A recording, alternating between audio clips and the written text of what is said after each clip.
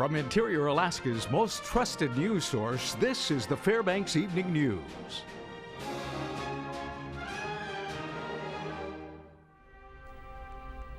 Good evening. Law enforcement agencies were out in the Chinapump Road area late this afternoon conducting a search for two people suspected of multiple ATV thefts. According to officers on scene, there had been reports of stolen ATVs in the area of China Small Tracks, and today the suspects were spotted. Both a man and woman fled from police on foot, leaving a backpack and some other belongings on the roadway. Troopers, along with Fairbanks Police Department's K-9 unit and a search helicopter, were called in to search the area. There's been a series of four-wheeler thefts in and around Chena Ridge, Goldstream area. We've been trying to actively contact any four-wheelers we see on the side of the road.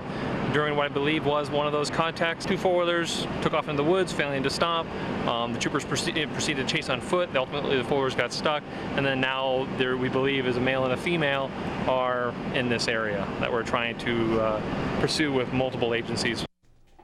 It was unclear whether or not the two suspects were considered dangerous while on scene. We'll update the story with information when troopers officially release more details. Citing a potential conflict of interest, Alaska Marijuana Control Board members Brandon Emmett and Bruce Schulte have both resigned from their respective board of director positions with the Coalition for Responsible Cannabis Legislation. Emmett is the founding member of the CRCL and served as the group's executive director. Schulte had served as PR manager since the spring of 2014. In a release issued by the CRCL, Schulte said separating themselves from the state's foremost marijuana advocacy group allows for the process to be transparent and beyond reproach.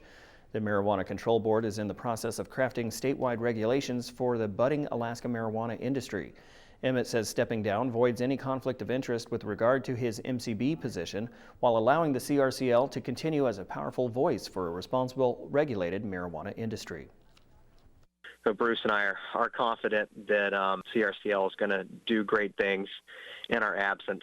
We'll also be able to focus 100% of our attention to the Marijuana Control Board if we're not attempting to analyze the regs and public comment at the same time that we're running the state's foremost advocacy group. So I think it's going to be a win-win for everybody. The University of Alaska Board of Regents has named a new university president after a month-long search for the right candidate. The university announced Tuesday that Jim Johnson would replace retiring University of Alaska president Pat Gamble. Johnson was selected as the sole candidate for the university's top position in June. The board spent a month meeting with various groups across the state accepting public comment on Johnson. He currently serves as Senior Vice President of Alaska Communications, but will take up the role as President September 1st. Johnson states that his focus on strengthening existing programs at the university.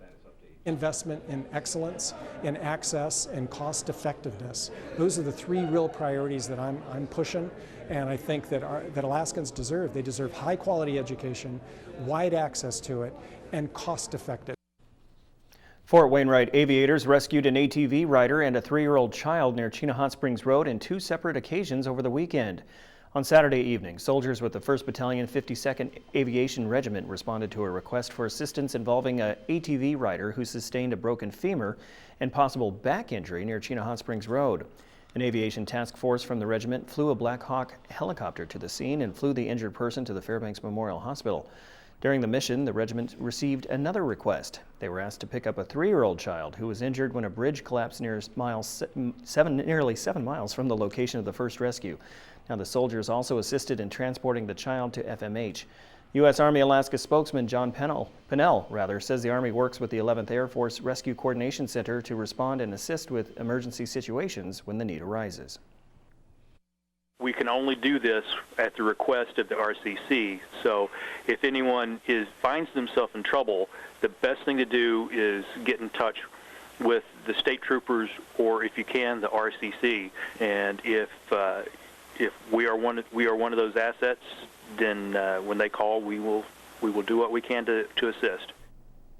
All right, when we come back, some high school age students from the interior are learning a variety of skills this weekend. Of course, we'll tell you all about them. Also in this week's military report, the Marines have been in Alaska all this month for special training down at Black Rapids. These stories and more when we return. Welcome back. The Fairbanks North Star Borough Assembly Capital Projects Committee finalized their legislative and capital projects priority list today. It now heads to the full assembly for approval. $2 million for the Enhanced Home Heating Appliance Exchange Program is requested to continue the Borough Wood Stove Changeout Initiative. The committee compiled a prioritized list of 10 major maintenance, energy efficiency, and capital improvement projects for which state funding will be sought. Topping the list is $5 million for the service area road improvements, followed by $175,000 to replace the oldest ambulance in the borough fleet, and $850,000 to replace the roof of the Borough Administrative Center. The state legislature gutted the capital budget last session, and according to committee chair Janice Golub, future capital budgets could be equally lean.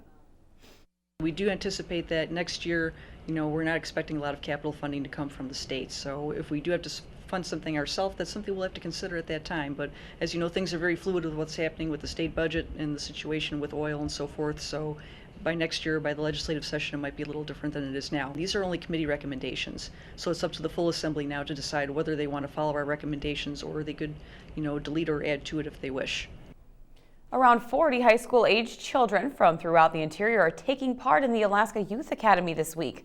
Participants will learn survival skills, fire and gun safety, self-defense, forensics, and basic first aid practices around Fairbanks. The program was organized by the Tanana Chiefs Conference with the goal of preparing young adults for future careers in public safety and the next steps of their lives.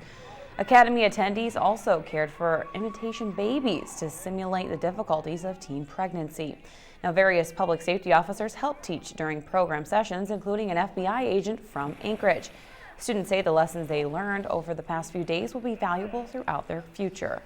I think we did okay. Yeah, we got to stop crying and stuff, and it was, to be honest, I didn't like it. It was a lot of work being a parent. I'm really young. I think it's really great for these Alaska Native village kids to come here. Usually kids just play around with guns, but now we know how to hold it correctly. So it's great to know how to handle those safely without anyone getting hurt. Marines from Camp Pendleton, California Reconnaissance Battalion came to Alaska for some specialized training this month. Monty Bowen has details in this week's military report. The Marines, along with instructors from U.S. Army Alaska's Northern Warfare Training Center, conducted military alpine operations at Black Rapids Training Site and the Gulkana Glacier. Instructors provide training on how to navigate vertical icy terrain, various forms of rappelling, casualty evacuation, glacial travel, and crevasse rescue. We need to be able to do deep reconnaissance in any climb in place, and the training center here in Alaska presents a unique opportunity to train in the mountains, and then especially in mountains that have glacial features like the one we're on right now. They start off slow doing rope work at Black Rapids. And then we went on a 72-hour movement over 16 kilometers that took us increase in elevation about 5,000 feet. The captain said he was very impressed with the severity of the terrain where they were working. We definitely had some scree appreciation on that movement where it was just loose rock for a kilometer at a time. And then most especially, it's the mountains are very steep here compared to what we're used to in California where we're based. Training with other services is very beneficial right now. As the entire Department of Defense goes to more joint outlook, joint operations, it's very helpful for us. The unique training site location allows organizations to conduct strenuous and realistic training, focusing on military mountaineering, over snow mobility, and cold weather operations. This is Monty Bowen reporting. All right, Joe Cook is next with sports and has the latest from the State Legion baseball tournament. Could our local teams advance? Also, the local sports community was educated on concussions, not bad ankles. All that and more after the break.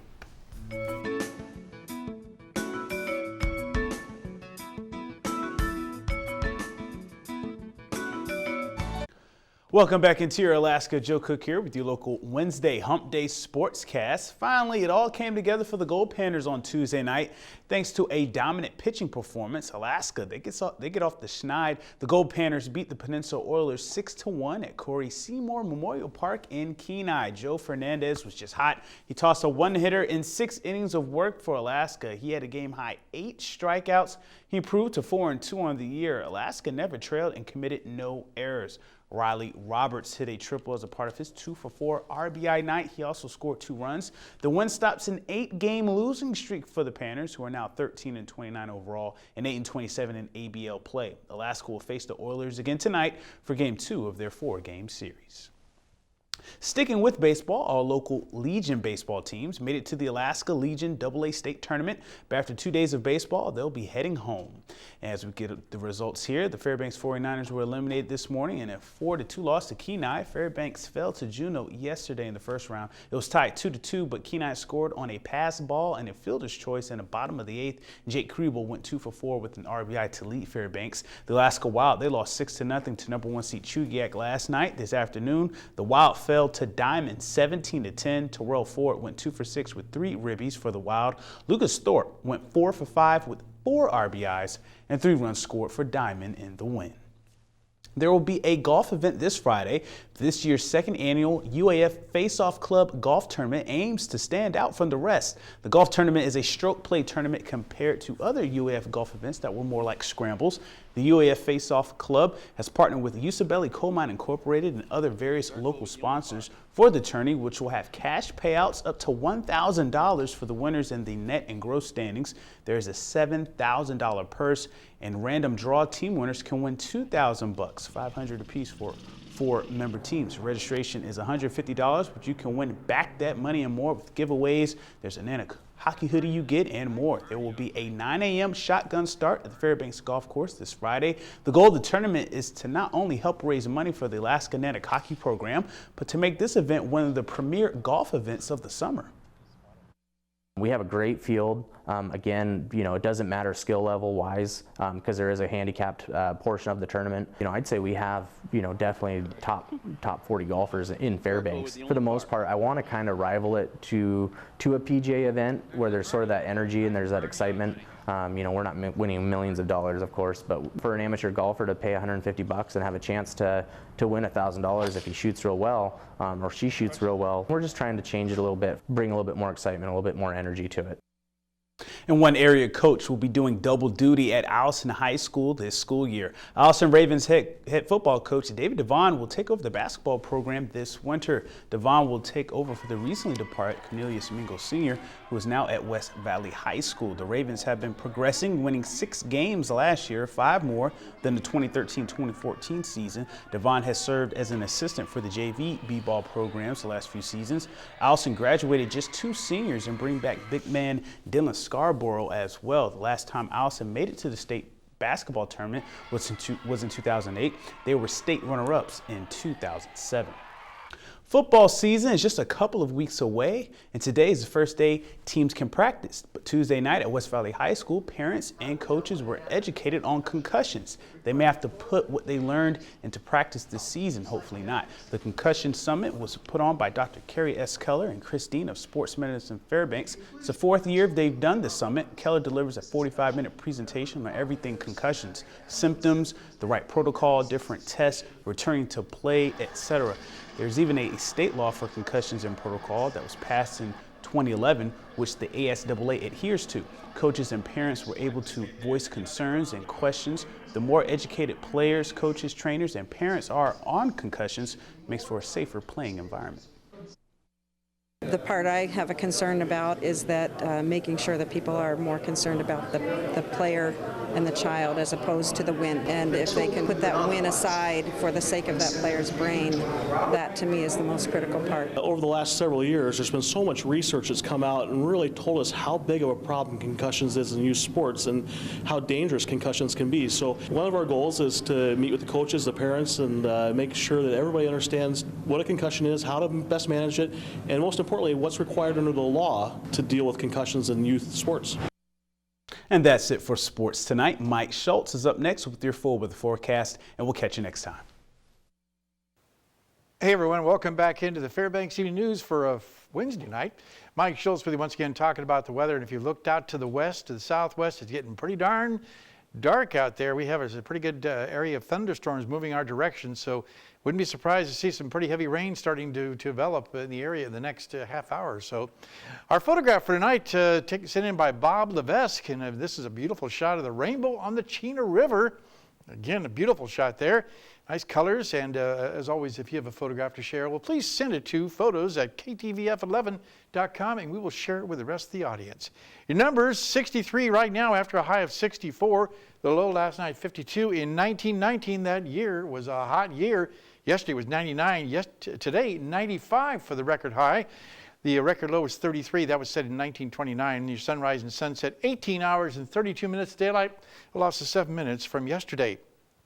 On our satellite picture, again, you can see a lot of moisture spinning around the Cook Inlet area, and then, of course, across in the interior. And these storms are developing, as I said, right now. In fact, we'll go to our latest radar and zoom in around the Fairbanks area. You can see everything moving from the west to the east, and a pretty good band just moving through the Nenana area, moving our direction. Right here at the end, you can see it's not too far away, so wouldn't be surprised. Here's a rumble of thunder in the next few, like I said, 10, 15 minutes or so. What's going on across the rest of the state? Over the southeast Alaska, Juneau, 55 degrees, Ketchikan at 57, and more rain falling there. It cleared up over the Anchorage Bowl today, 61 degrees, not too bad at Kodiak, also 61 along the Aleutian Chain, Cold Bay at 55, up and down the west coast, temperature is pretty good. Bethel around 63, Nome at 55, and Barrow 41, warmer than it was yesterday. Cloudy skies also Fort Yukon, only 59 degrees there today. Must be some showers going on. Over the lower 48, look at Seattle, 90 degrees. Up and down the west coast, temperatures are very warm, and some rain and thunderstorm activity moving in across the southern sections of California. We'll show you that in just a little bit. 104 at Vegas, 100 degrees at Phoenix, not too bad in Denver. Over 100 degrees in Dallas-Fort Worth, Minneapolis at 82, sunshine there. Over the eastern half of the country, the heat, humidity continues, not quite as hot as it was yesterday in St. Louis. They had 100 degrees, 91 today, 92 in Dallas, or I should say Washington, D.C., and New York City, 95 degrees. What's going on as far as the storminess? Well, it's mainly confined to the southern half of the country around the Gulf Coast states, a little bit moving across the central plains, and then there's the southwest monsoon moving in over parts of the southwest, even including Los Angeles and much of Southern California. They need the rain in the worst way, but they don't really need the lightning to start any more fires, that's for sure. And here's what's happening tomorrow. Localized flash flooding is possible. Lightning danger, like I said, is in the cards there, and that will include a large portion of the southwest part of the United States. The new jet stream has not changed a whole lot from the last jet stream. Once again, way up to the north, allowing all that hot air to move up the west coast. And over the east coast, once again, very warm, humid, and just downright uncomfortable. Well, back to Alaska for tomorrow. For the northern sections, mostly sunny skies in Barrow. Sunny skies for Nome, and a few showers at Fort Yukon. Here in the interior, we'll be looking at, for the most part, afternoon showers or isolated thunderstorms in the Fairbanks, Healy, and Delta Junction areas. Not quite as much and widespread as it was today, so things are starting to simmer down a little bit. Over southeast Alaska, showers at Juneau and even heavier showers, excuse me, for the Ketchikan region, 60 degrees at Ketchikan. Over the southwest part of the state, partly cloudy skies at Bethel, showers in Cold Bay, and cloudy skies for Kodiak. And if you're heading on down the Anchorage Bowl, looking at, for the most part, isolated showers at Homer and Valdez, but just partly cloudy skies in Anchorage. So here's our forecast for the remainder of the night. Again, talking about the opportunity for more showers and thunderstorms this evening, with maybe even some smoke in the possibility for the forecast too. 55 degrees for the overnight low. I expect this rain to move through pretty fast, so probably by 8 o'clock it should be out of here. 70 degrees for the high tomorrow, mostly cloudy skies, widely scattered showers, and the 5-day outlook. Might as well be 7 days because the temperatures are not going to change a whole lot. Right around the low 70s each day, overnight lows in the mid 50s, and showers to return once again by next Tuesday. The thunderstorms we're having today are, like I said, are going to be diminishing. The weather pattern is showing some signs of change, but it looks like a really good weekend shaping up for all types of outdoor activities. Yeah, let's hope the rain moves out. We got something special for you tomorrow.